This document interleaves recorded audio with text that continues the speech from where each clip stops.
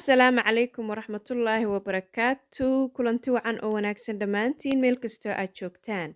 Kusoo dhowaada Barbaarsama Channel oo aanu had iyo jeer idinka soo baahinno barnaamijyada ku saabsan tarbiyadda iyo barbaarinta wanaagsan ee carruurta. Subscribe taabo haddii aad nagu cusub tahay si aad uga mid noqoto asxaabta nagu xidhan.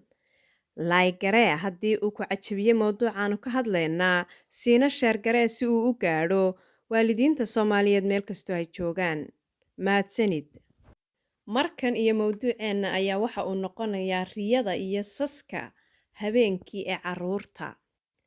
Riyada iyo saska habeenkii saqda dhexe ee carruurtu ay sasaan ama ooyaan islamarkaana u yeedhaan waalidkood ayaa waxa ay waalid badan had iyo jeer ka fikiraan in ay tahay xanuun, durro ama in ilmaha la maray. Haddaba waxyaabo taasi ka duwan ayaa keeni karaa in uu ilmuhu habeenkii saso ama riyo xun arko. Waxaa ka mid ah isaga oo ku jira xaalad cusub sida in guriga laga guuray oo guri cusub loo guuray, isagoo iskuulka ku cusub yahay, ama isaga oo arkay waalidkiisa oo calaacalaya hawlna haysato islamarkaasna werwer ku seexday habeenkaas oo kale. Ta kale ayaa noqon karta in ilmahaasi maalinkii oo dhan xanaaqsanaa, ooyayay ama la dilay, taasi oo habeenkii marka uu seexdo maskaxdiisa ku soo noqota sida dadka waaweynba ku dhacdaa arrinta maalinkaas ugu badan ee ay qabteen in ay habeenkii ku riyoodaan. Marka waxaasi oo dhan laga yimaado, riyada xun iyo saska lagu arko carruurta qaar habeenkii ayaa ah wax iska caadi ah oo ka mid ah koritaankooda iyo isbeddelka hormoonkooda, taasi oo inta ugu badan lagu arko ama ay sasaan carruurtu marka ay yihiin da'da u dhaxaysa 2 jir ilaa 4 jir, inkastoo mararka qaar da'aha ka weynna lagu arki karo. Haddaba waxaan waalid ahaan kuu sheegayaa in aanad dareemin in aad tahay waalid xun haddii ilmahaagu uu kuu sheego in uu habeenka ku riyooday adigoo dilaya ama adiga oo meel ka ridaya ama adoo ka tegay. Khaasatan hooyooyinka, waxaan kuu sheegayaa in ay taasi tahay wax caadi ah oo ka mid ah khiyaalka carruurta oo koraya. Haddaba su'aashu waxa ay tahay sidee ayaa loo caawin karaa ee ugu habboon ilmahu marka uu habeenkii saso ee ay riyadu soo kiciso islamarkaana ooyo ee uu u yeedho waalidka.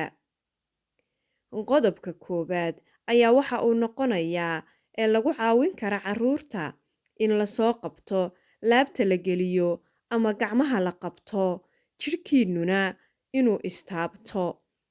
Jidhka waalidka iyo carruurta oo istaabtaa ama adiga oo salaaxa waxa ay door weyn ka ciyaaraysaa in uu ilmahaasi si degdeg ah u dego. Marka uu ilmuhu aamuso ee uu nafiso, waxa aad weydiin kartaa waxa uu ku riyooday.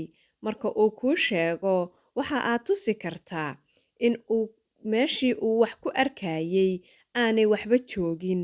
Haddii uu ku yidhaa tusaale ahaan, sariirta hoosteeda waxbaa ku jira, ama daaqadda waxbaa iga soo eegayay, ama albaabka ayuu wax ka soo galeen.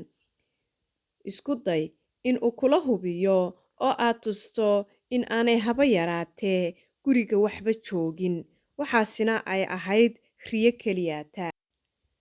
U oggolow habeenkaasi in uu adiga kula seexdo ama agtaada seexdo.